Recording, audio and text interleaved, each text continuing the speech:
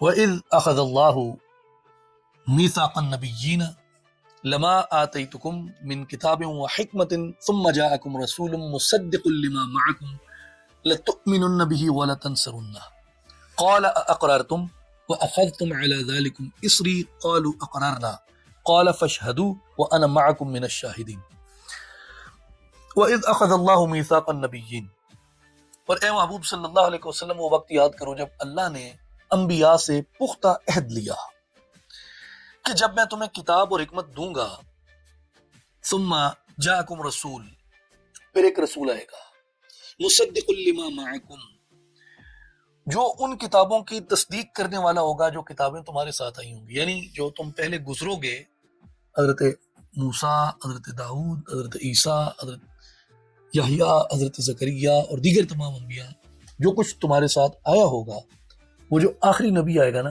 وہ تمہاری ان ساری کتابوں کی تصدیق کرنے والا ہوگا۔ یہ بہرحال ختم نبوت کی بھی ایک دلیل ہے، لیکن وہ پھر موضوع بالکل اسپیسیفک ہو جاتا ہے۔ وہ ان سب کتابوں کی تصدیق کرنے والا ہوگا، کیوں کہ وہ سب کے آخر میں آئے گا، سب کے آخر میں آئے گا۔ لَتُؤْمِنُنَّ بِهِ وَلَتَنصُرُنَّهُ، تو پھر تم پہ یہ ضروری ہو جائے گا کہ جب وہ رسول آئے تو تم اس پہ ایمان لاؤ اور اس کے مددگار بن جاؤ گے۔ مراد یہ کہ اپنی امتوں کو یہ تعلیم دے کے جاؤ گے کہ جب وہ رسول آئیں گے تو تم نے ان کی شریعت اختیار کرنی ہے، ان سے محبت کرنی ہے، ان پہ ایمان لانا ہے اور ان کے مددگار بن جانا ہے۔ قال، اللہ نے فرمایا، اقررتم واخذتم علی ذلکم اسری، کیا تم نے اس کا اقرار کیا اور اس پر میرے بھاری عہد مضبوطی سے تھام لی؟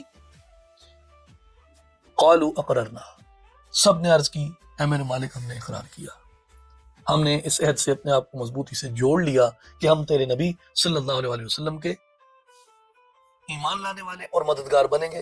قال، تو اللہ نے کہا، فاشہدوا وانا معکم من الشاہدین، تم گواہ ہو جاؤ اور میں بھی تمہارے ساتھ گواہوں میں سے ہوں۔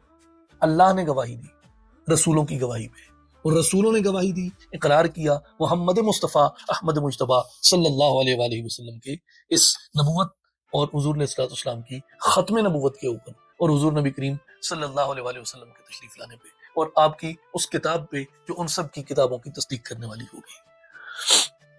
اس پہ خیر آگے مفسرین نے بہت ہی تفصیل کے ساتھ یہ بات فرمائی ہے کہ یہ بات تمام انبیاء کرام اپنی اپنی امتوں کو تعلیم فرماتے گئے، اور سبھی امتوں کی جو میموری تھی ان کے اندر یہ لکھا ہوا تھا، ان بلٹن تھا کہ وہ محمد صلی اللہ علیہ وآلہ وسلم کے عبدار ہوں گے، اور محمد صلی اللہ علیہ وآلہ وسلم پہ ایمان لانے والے ہوں گے اور حضور کے مددگار بنیں گے۔ لیکن جب حضور نے ظہور کیا تو کس طریقے سے وہ امتیں اپنے انبیاء کے کیے ہوئے اس عہد سے جو انہوں نے اللہ سے کیا تھا، اس عہد سے وہ امتیں پھر گئیں، اس عہد سے وہ امتیں پھر گئیں، اور یہ ایک بنیادی وہ نقطۂ آغاز تھا اس تحریفات کے سلسلے کا جو ان امتوں نے پھر اپنے کتب میں اور اپنے صحائف میں کرنا شروع کی۔ بہرحال اس کے آگے آیت نمبر 64 میں آئے، یہاں ایک چھوٹا سا نقطہ میں عرض کروں گا اور اس کے بعد اپنی گفتگو کو اختتام پہ لے کے آؤں گا۔ قل یا اہل الکتاب تعالوا الى کلمۃ سواء بیننا وبینکم الا نعبد الا اللہ ولا نشرک به شیئا ولا يتخذ بعضنا بعضا اربابا من دون اللہ فان تولوا فقولوا اشہدوا بأننا مسلمون۔ آپ فرما دیں اہل کتاب تم اس بات کی طرف آ جاؤ جو ہمارے اور تمہارے درمیان یکساں ہے، کیا کہ ہم اللہ کے سوا کسی کی عبادت نہیں کریں گے۔ اہل کتاب اللہ کو مانتے تھے، ایون اس زمانے کے بھی جو اہل کتاب تھے وہ بچوں کا نام عبداللہ رکھتے تھے، وہ خدا کو کسی اور نام سے نہیں پکارتے تھے، اللہ ہی پکارتے تھے، اور اللہ کے علاوہ ہم کسی دوسرے کو اپنا رب نہیں بنائیں گے۔ اور پھر اگر وہ روح گردانی کریں، یعنی وہ اہل کتاب آپ کے ساتھ اس معاہدے میں نہ آئیں کہ ہم اللہ کے ساتھ شرک نہیں کریں گے، اپنی کتاب پہ رہو، اپنے مذہب پہ رہو، لیکن عیسیٰ کو خدا کا بیٹا نہ مانو، عزیر کو خدا کا بیٹا نہ مانو، فرشتوں کو خدا کی بیٹیاں نہ مانو، اور دیگر جو تم نے اپنے عقیدوں میں شرک اختراع کر رکھا ہے اسے ترک کر دو، تو یہ تمہارے اور ہمارے درمیان وحدت کی ایک عہد بن جائے گا۔ کیوں کہ جتنے نبی تھے پہلے بھی ان کی بھی بنیادی دعوت تو توحید کی طرف تھی، اسلام کی بھی بنیادی دعوت توحید کی طرف تھی۔ تو فرمایا کہ اس بات کے اوپر ہم تم ایک ہو جاتے ہیں، ایک معاہدہ کر لیتے ہیں، یہ ہمارے تمہارے درمیان یکساں بات ہے۔ مگر فرمایا کہ اگر وہ اس سے روگردانی کریں تو کہہ دو، گواہ ہو جاؤ، انا مسلمون، ہم تو مسلمان ہیں۔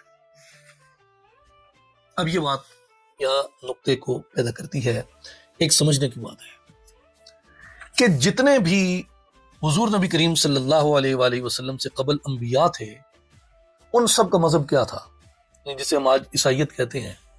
کیا حضرت عیسیٰ علیہ السلام نے کہا کہ میں عیسائی ہوں؟ کیا حضرت موسیٰ علیہ السلام نے کہا کہ میں یہودی ہوں؟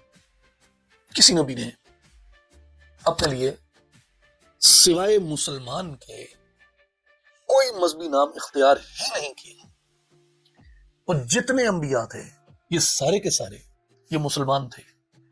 اسلام ایک ہے، حضرت عیسیٰ ہوں، حضرت یحییٰ، حضرت زکریا ہوں، حضرت موسیٰ ہوں، حضرت داؤد و سلیمان ہوں، حضرت یوسف ہوں، حضرت یعقوب ہوں، حضرت اسحاق ہوں، حضرت اسماعیل ہوں، حضرت ابراہیم ہوں، حضرت نوح ہوں، حضرت اسماعیل ہوں، حضرت شیس ہوں، اسلام ایک ہے میرے دوستو، اسلام ایک ہے۔ یہ سبھی انبیاء کرام یہ ایک ہی چیز کے ماننے والے تھے، ایک ہی مذہب کے پیرو تھے، اور وہ تھے اسلام۔ یہ جتنے دیگر نام ہیں کسی ہولی اسکرپچر میں، پوری بائبل میں یہ ثابت کر دیں حضرت عیسیٰ نے کسی جگہ اپنے آپ کو کرسچن کہا؟ نہیں کہا، کہیں بھی نہیں کہا۔ وہ جو یہودا ہے، یہ تو وہ جو 12 ٹرائبز تھے ان میں سے ایک ٹرائب تھا، تو بائی دا وے یہ نام جو ہے وہ ڈومینیٹ کر گیا۔ مگر خود ان کے جتنے بڑے بڑے انبیاء گزرے ہیں، انبیاء بنی اسرائیل میں، وہ یہ دعا کرتے تھے کہ اے اللہ ہم مسلمان ہیں، ہمیں مسلمان رکھ۔ آئیے قرآن مجید میں دیکھیں حضرت موسیٰ علیہ السلام کا واقعہ، سورہ یونس آیت نمبر 84، ان کنتم آمنتم باللہ فعلیہ توکلوا ان کنتم مسلمین، اگر تم اللہ پر ایمان لائے تو اسی پر بھروسہ کرو اگر اسلام رکھتے ہو۔ ان کنتم مسلمین، کون کہہ رہا ہے؟ موسیٰ علیہ السلام اپنی قوم سے کہا اگر اللہ پر ایمان لائے اور اسی پر بھروسہ رکھتے ہو، اگر اسلام رکھتے ہو۔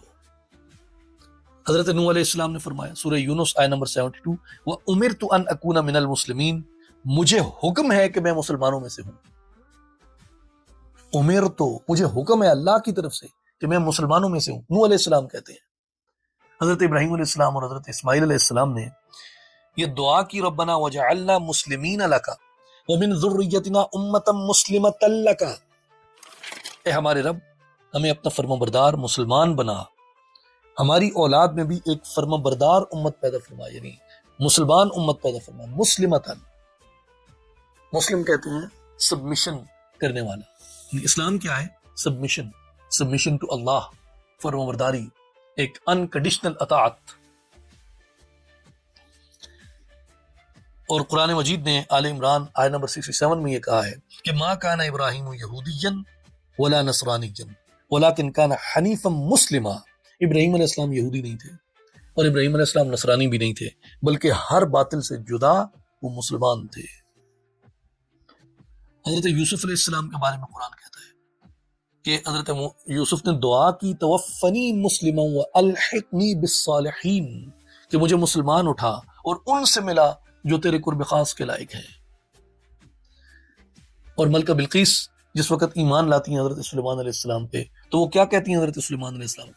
اسلمت مع سلیمان للہ رب العالمین، اب میں سلیمان کی معیت میں اللہ کی فرما بردار ہو گئی ہوں جو تمام جہانوں کا پالنے والا ہے۔ فرما بردار کے لیے جو عربی لفظ آیا ہے اسلمت، اب میں مسلمان ہو گئی، اللہ کے لیے اسلام لائی۔ کس کے ساتھ؟ سلیمان علیہ السلام کے ساتھ۔ حضرت عیسیٰ علیہ السلام اپنے حواریوں سے کہتے ہیں، آل عمران آیت 52، وَاشْهَدْ بِأَنَّا مُسْلِمُونَ، تم گواہ ہو جاؤ کہ ہم مسلمان ہیں۔ یہ حضرت عیسیٰ کہہ رہے ہیں۔ تو اس لیے جو قرآن مجید نے کہا نا کہ فَقُولُوا اشْهَدُوا بِأَنَّا مُسْلِمُونَ، پھر آپ انہیں فرما دیجئے گا کہ اگر تم توحید کی طرف نہیں آتے تو پھر انہیں کہہ دیں کہ بھائی ہم تو مسلمان ہیں، اور مسلمان کہنے سے مراد کیا تھی؟ وہ عقیدہ جو عیسیٰ علیہ السلام کا، جو موسیٰ علیہ السلام کا، جو سلیمان و داؤد علیہ السلام کا، جو لوط علیہ السلام، ہود علیہ السلام، صالح علیہ السلام کا، یوسف علیہ السلام، یعقوب علیہ السلام، اسماعیل و اسحاق علیہ السلام، اور حضرت ابراہیم علیہ السلام کا عقیدہ ہے۔ حضرت نوح علیہ السلام کا عقیدہ وہ کیا ہے؟ اسلام۔ تو میرے بھائیوں یہ سبھی انبیاء جو تھے یہ مسلمان تھے، اور ان کا جو دین تھا جس کی یہ تبلیغ کرتے تھے وہ اسلام تھا۔ اس لیے حضور نبی کریم صلی اللہ علیہ وسلم نیا دین لانے والے نہیں ہیں، بلکہ ان انبیاء کے وہی دین اسلام جو تھا اس کی تکمیل فرمانے والے ہیں۔ تو الحمدللہ ہم مسلمان ہیں، ہم اس دین پہ ہیں جس پہ یہ کل انبیاء تھے، جس پہ یہ کل انبیاء تھے۔ اور یہ پہلو ہمیں کہاں سے ملا؟ حضور نبی کریم علیہ السلام کی سیرت طیبہ سے۔ حضور کہاں ہیں؟ مسلمان۔ تو اس لیے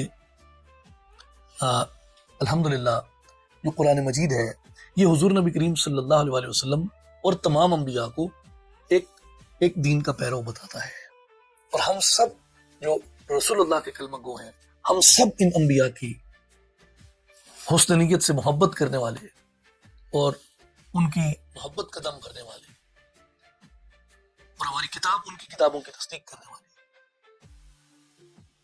تو اس لیے الحمدللہ وہ تمام انبیاء کی طرح ہم بھی مسلمان ہیں، اور باقی جتنے مذاہب ہیں کسی مذہب کا جو نام ہے سوائے اسلام کے ان انبیاء کرام میں سے کسی نے نہیں دیا۔